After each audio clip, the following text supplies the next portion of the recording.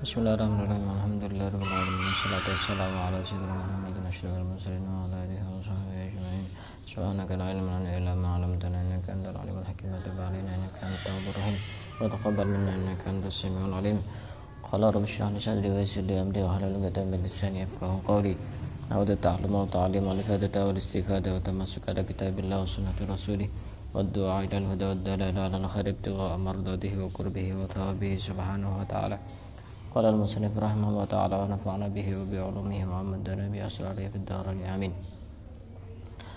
Kita akan lanjutkan membaca kitab Nasaihul Ibad, dan kita masih berada di bab yang ketiga, dan kita sekarang sudah sampai maqalah yang ke-43. Wal maqalatu salisatu wal arba'una, maqalah yang ke-30 yang ke-43. An ba'dil hukama, dari sebagian orang ahli hikmah. Orang ahli hikmah itu orang yang ucapannya itu gampang mengena di dalam hati, orang yang mempunyai ilmu yang manfaat, itu ahli hikmah. Ngomongnya sederhana tapi punya makna yang sangat tinggi, punya makna yang sangat dalam.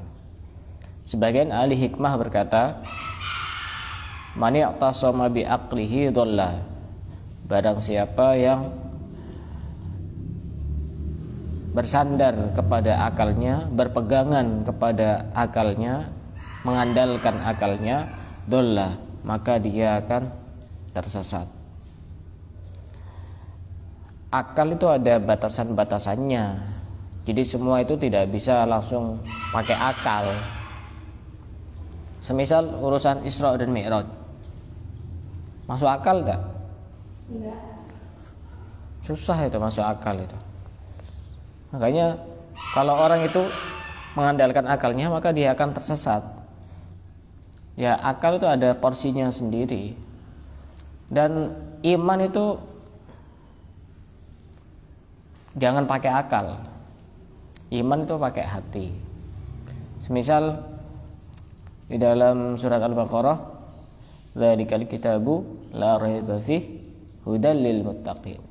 Al-Qur'an itu adalah kitab yang tidak ada keraguan di dalamnya. Hudan lil muttaqin, sebagai petunjuk bagi orang-orang yang bertakwa. Siapa itu orang-orang yang bertakwa?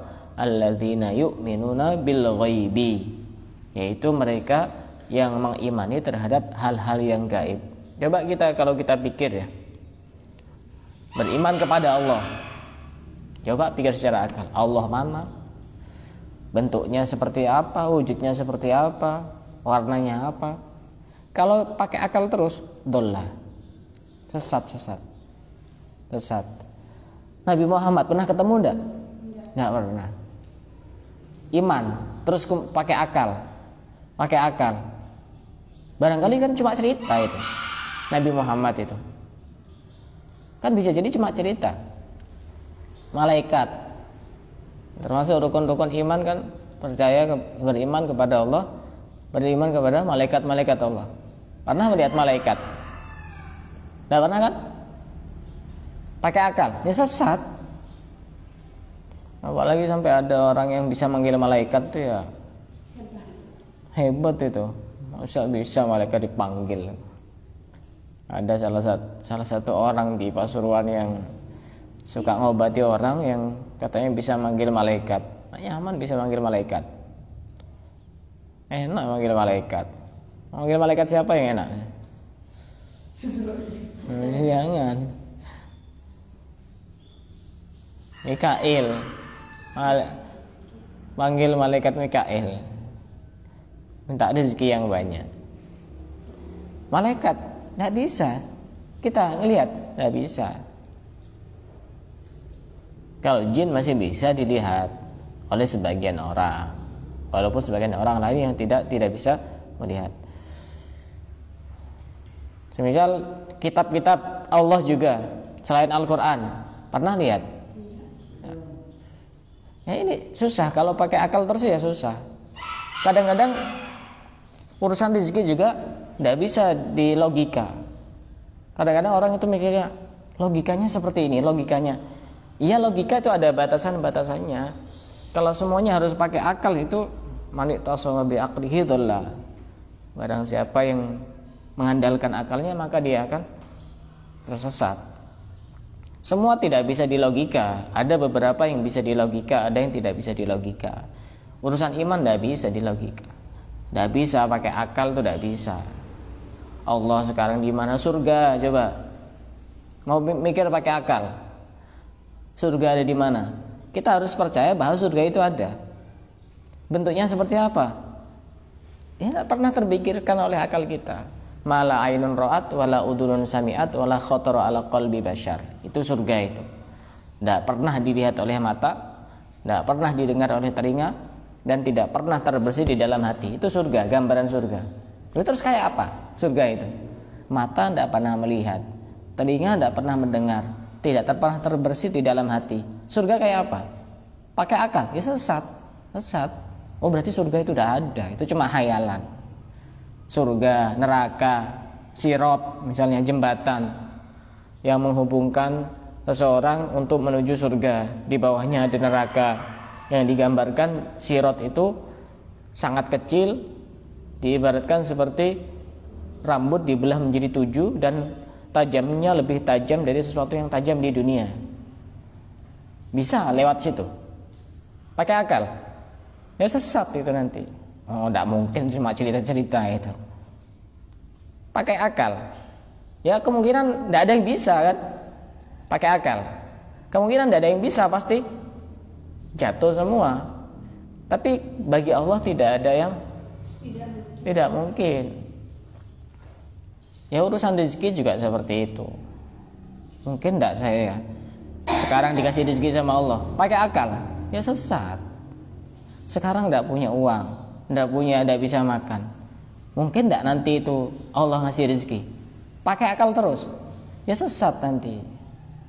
Tambah sering sumpek, tambah sering galau, tambah gampang stres. Karena akal itu ada porsinya masing-masing.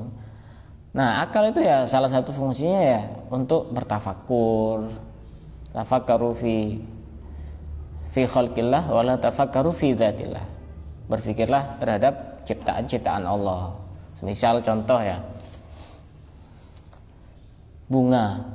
Pernah ngerti kapan bunga itu bisa tiba-tiba langsung mekar gitu?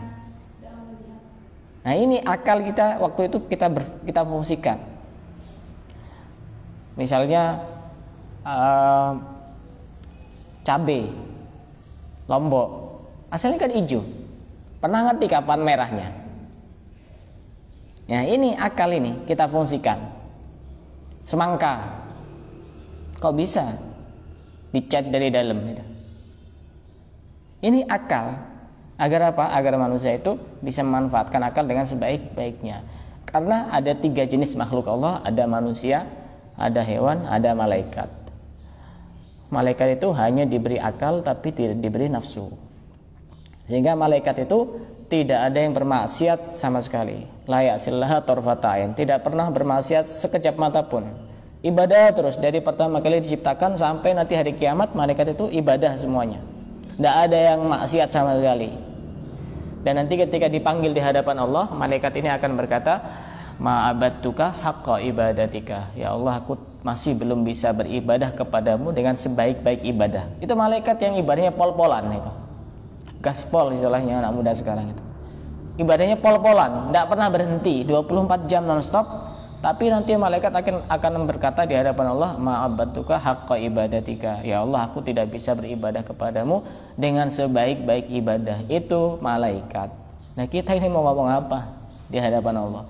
Ibadahnya pas-pasan, kurang-kurang, kadang-kadang juga jarang-jarang, kadang juga ditinggal, kadang ibadah yang pas-pasan itu disombongkan, dibanggakan. Mau apa? Malaikat ya sudah ikhlas. Mau riak ke siapa malaikat? Manusia? Enggak. Nah kita ini, nah malaikat ini hanya diberi akal saja, tidak diberi nafsu. Jadi tidak ada malaikat yang maksiat, itu tidak ada. Sedangkan hewan itu hanya diberi nafsu, tidak diberi akal. Sehingga yang dicari ya 2 ini. kebutuhan perut dan kebutuhan di bawah perut.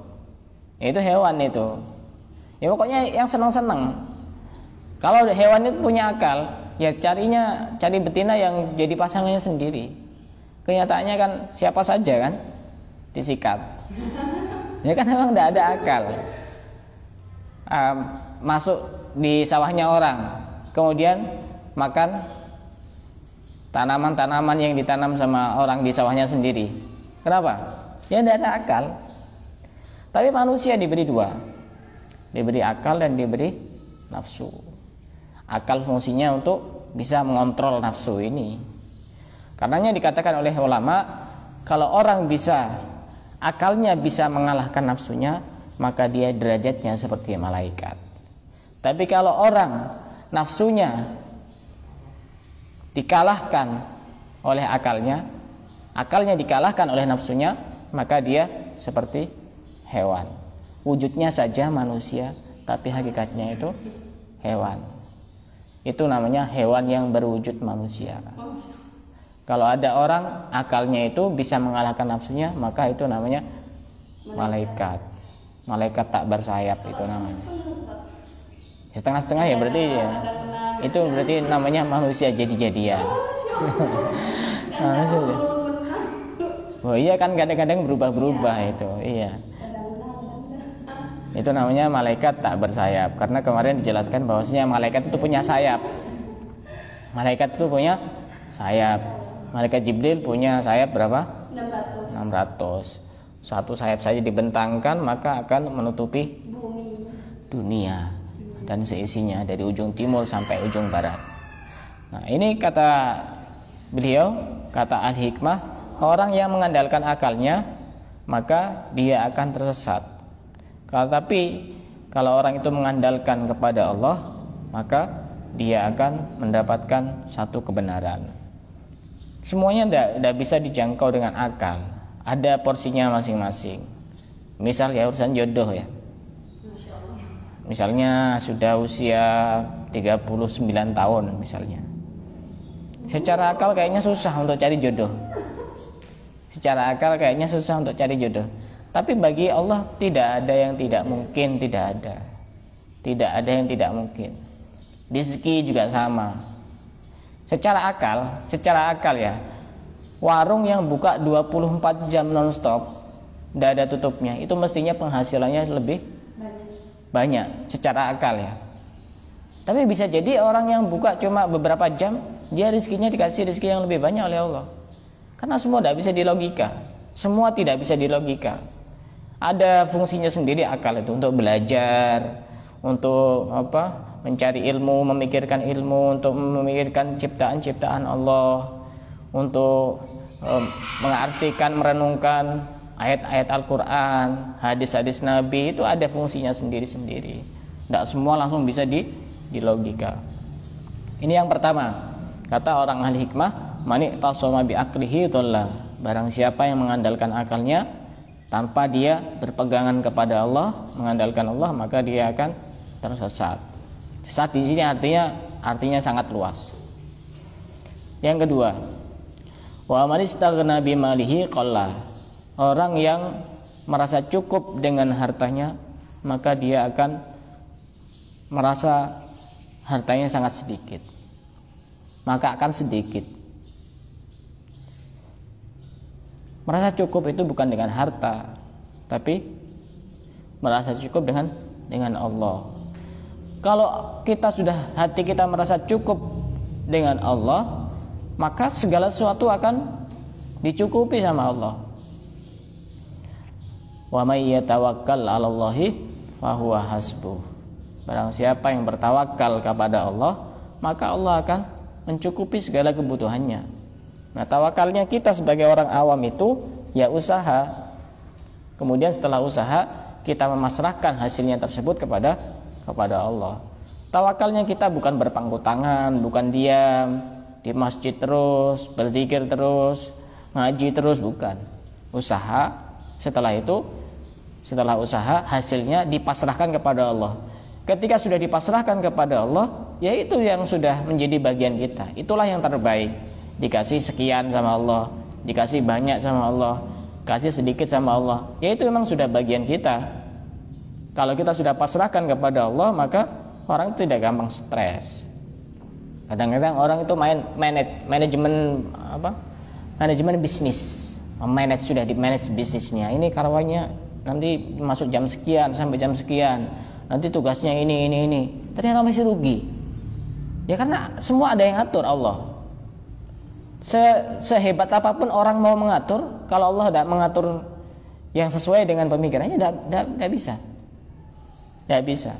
Semua itu berjalan sesuai dengan kehendak Allah. Karenanya di sini orang yang merasa cukup dengan hartanya maka sedikit. Kadang-kadang kita merasa nyaman dengan apa yang kita miliki. Semisal dalam satu hari kita sudah pegang uang 100.000.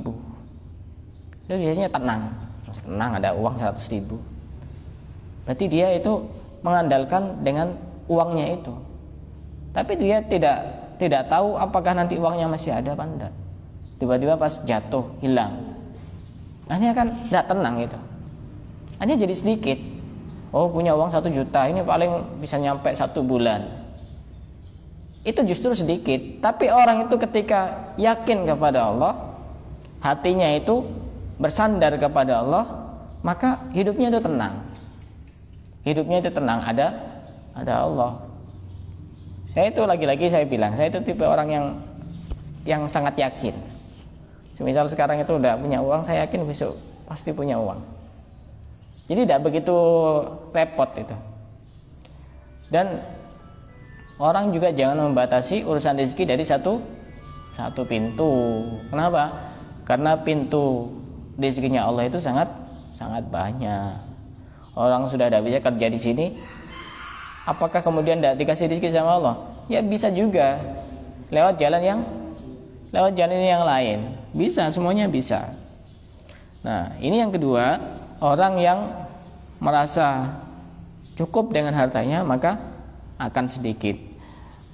Dalam satu cerita ada seorang sahabat yang bernama Sa'ad bin Malik bin Sinan. Sa'ad itu sahabat, punya seorang ayah yang bernama Malik bin Sinan. Ini kedua-duanya sama-sama sahabat Nabi yang mulia. Dan ayahnya bernama Malik bin Sinan itu beliau itu menghisap darahnya Rasulullah kemudian ditelan. Waktu apa? Waktu Rasulullah perang Uhud. Kemudian Rasulullah pulang bercucuran darahnya dari wajah mulia Rasulullah. Setelah itu langsung disedot darahnya oleh Malik bin Sinan, kemudian ditelan. Sehingga Rasulullah pernah berkata, man sarrahu ayyandura ila man la tamassahun nar falyandur ila Malik bin Sinan. Barang siapa ingin melihat orang yang kulitnya tidak tersentuh api neraka, maka lihatlah Malik bin Sinan. Itu ditelan itu darahnya Rasulullah. Jadi bertabarruk dengan orang-orang soleh itu ya boleh. Ini lebih ngeri lagi, darahnya ditelan oleh Malik bin Sinan. Dan bahkan waktu itu pernah ada orang yang membekam Rasulullah juga sama.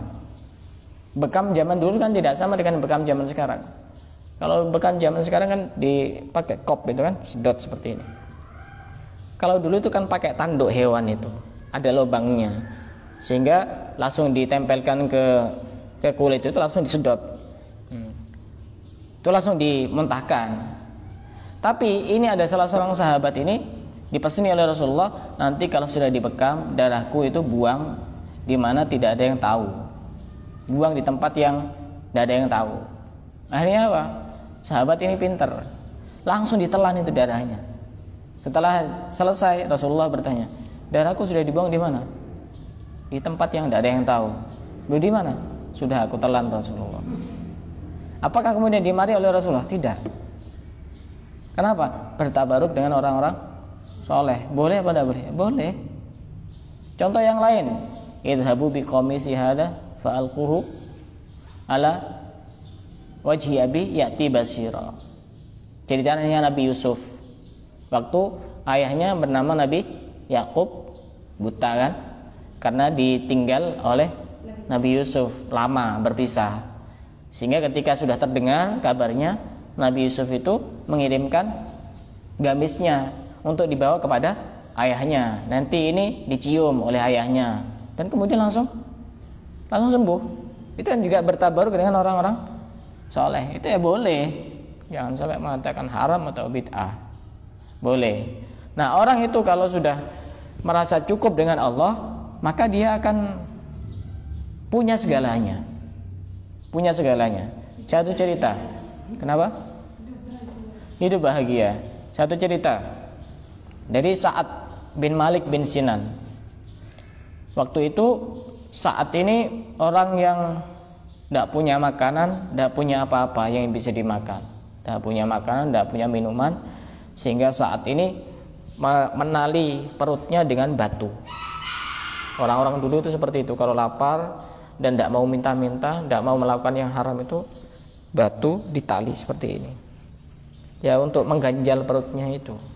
Juga biar kelihatan dia sudah makan. Dan banyak, termasuk Sayyidina Abu Bakar, termasuk Rasulullah.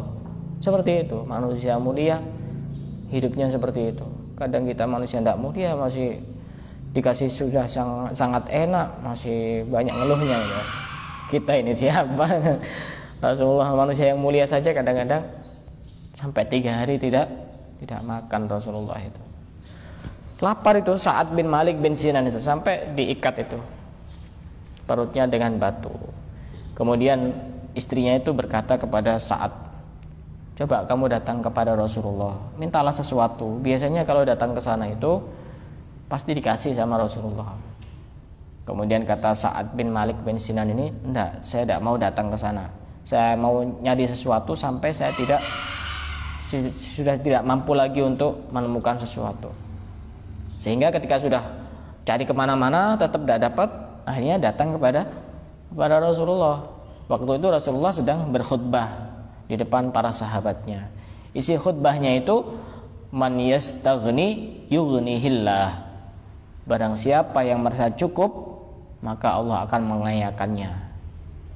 Barang siapa yang menampakkan dia cukup, dia itu kaya, maka Allah akan mengayakannya. Yang awalnya Sa'ad bin Malik bin Sinan ini mau minta sesuatu kepada Rasulullah, mendengar sabda Rasulullah seperti itu, tidak jadi. Barang siapa yang merasa cukup dengan Allah, maka Allah akan mengayakan dia. Barang siapa yang menampakkan bahwa dia cukup, dia kaya, maka Allah akan mengayakan dia. Beda dengan orang sekarang ya. Kalau pas lagi enak itu tidak ditampakkan, tapi kalau pas lagi susah, ngomong ke A, ke B, ke C, kayaknya dia itu orang paling melarat sedunia, paling miskin sedunia. Giliran pas lagi banyak rezekinya, oh sudah, seakan-akan dia hidup sendirian di dunia. Akhirnya setelah itu apa? Dia pulang. Wa may yasta'fif yu'affahullah. Lanjutan sabdanya Nabi, dan barang siapa yang menjaga diri, maka Allah akan menjaganya. Menjaga diri dari apa? Dari melakukan yang haram dan dari meminta-minta, maka Allah akan memberinya rezeki sebagai orang yang terjaga. Akhirnya pulang itu Sa'ad bin Malik bin Sinan, tidak jadi minta kepada Rasulullah. Sehingga Sa'ad bin Malik bin Sinan ini terkenal sebagai salah seorang sahabat yang paling kaya waktu itu. Belum pernah ada sahabat yang paling kaya waktu itu melebihi kayanya Sa'ad bin Malik bin Sinan. Kenapa? Karena dia percaya kepada Allah. Tapi ya tetap usaha. Apalagi kita sekelas kita ini, wah, ada Allah. Kalau santri Ustaz? Wah, iya tetap usaha, belajar. Tugasnya memang belajar. Oh jangan. Belajar dan belajar. Itu urusan orang tua. Dan semakin anak itu semakin rajin belajar, maka orang tua semakin dilancarkan rezekinya. Karena innallaha takaffala litalibil ilmi ridon bima yatlub. Allah itu sudah menanggung rezekinya orang yang cari ilmu. Kalau ada orang tua yang masih mikir nanti dikirim pakai apa, ya pakai uang, pakai apa. Allah itu sudah nanggung. Apalagi anaknya itu rajin, pasti dilebihkan rezekinya oleh Allah. Ini yang kedua, saya ulang kembali. Kata ahli hikmah yang pertama, barang siapa yang mengandalkan akalnya, maka dia akan tersesat. Yang kedua, barang siapa yang merasa cukup dengan hartanya, maka dia akan merasa sedikit. Dia akan merasa sedikit. Kalau dia punya uang 100.000, dia merasa enak. Nanti ketika kurang dari 100.000, dia akan susah. Ya karena apa? Bersandar kepada harta. Seperti contoh Korun. Kurang kaya apa itu Korun itu? Punya gudang tempat penyimpanan harta, itu gemboknya itu seandainya dipikul 40 orang itu tidak kuat. Waktu itu masih belum ada ATM kan ya. Itu tidak kuat. Tapi karena dia berpegangan kepada hartanya, dihancurkan dan ditumpas oleh Allah, sehingga hartanya itu menyebar kemana-mana.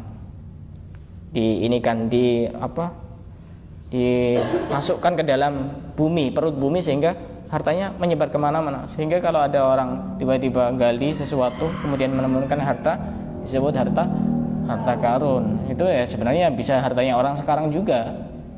Tapi karena saking ceritanya, saking terkenalnya, saking masyhurnya, semua itu disebut harta karun.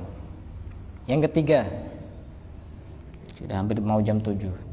Tak kira tadi ada yang datang soalnya hujan. Rintik-rintik. Yang ketiga, waman azza bi makhluqin dzalla. Barang siapa yang merasa mulia dengan makhluk, maka dia akan terhina.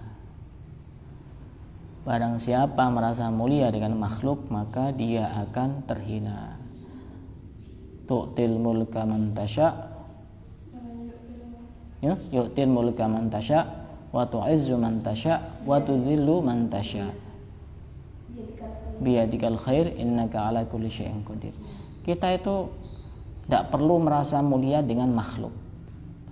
Ketika kita merasa mulia dengan makhluk, maka kita akan terhina.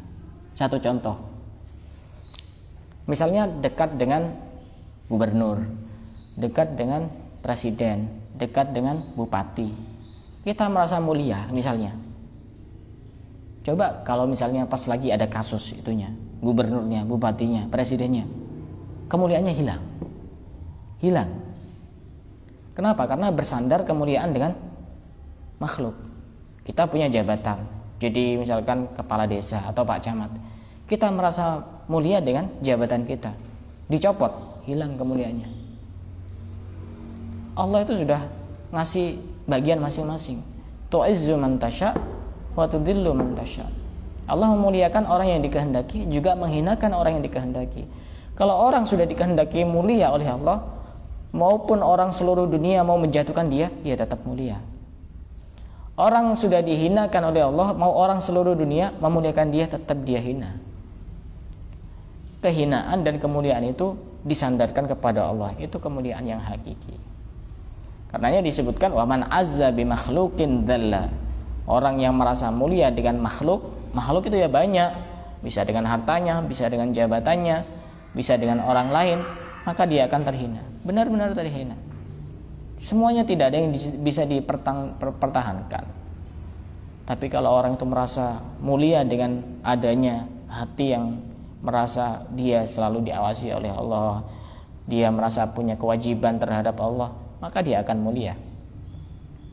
Waman azza bi makhluqin dzalla. Orang yang merasa mulia dengan makhluk, dia akan terhina. Kadang orang bangga dengan jabatannya, oh jadi PNS, ya tunggu waktu-waktu pasti dia akan merasa hina dengan jabatannya itu. Tapi kalau orang itu merasa mulia dengan dia melakukan ketaatan, dekat dengan Allah, melakukan kewajiban, dia mau jadi apa saja enak hatinya itu. Hatinya itu enak, tidak merasa oh saya ini jadi orang hina, orang mulia, atau orang rendahan, atau orang bawahan. Karena bukan itu ukurannya. Mestinya waman azza bil khaliq. Mestinya itu kalau orang itu merasa mulia dengan Khaliq, Allah, pasti dia akan menjadi orang mulia. Yang penting kita harus yakin bahwasanya kemuliaan dan kehinaan itu semuanya di tangan Allah. Tu'izzu man tasya wa tudhillu man tasya. Biyadikal khair innaka ala kulli syai'in qadir. Contohnya Nabi Yusuf mau dihinakan, mau dibuang ke sumur, tetap selamat, kemudian mau dituduh berzina, kemudian dipenjara. Tapi Allah sudah memuliakan Nabi Yusuf, akan dimuliakan, akan ditinggikan derajatnya. ya sudah jadi perdana menteri, jadi raja Mesir, dan menjadi nabi yang sangat mulia. Karena Allah yang ngatur semuanya. Tu'izzu man tasya wa tudhillu man tasya biyadikal khair innaka ala kulli syai'in qadir. Itu 3 hal dari kata orang ahli hikmah. Saya ulang kembali, barang siapa yang mengandalkan akalnya maka dia akan tersesat, dan barang siapa yang merasa cukup dengan hartanya maka dia akan merasa sedikit, dan barang siapa merasa mulia dengan makhluk maka dia akan terhina. Dari sini ada yang mau bertanya? Silakan.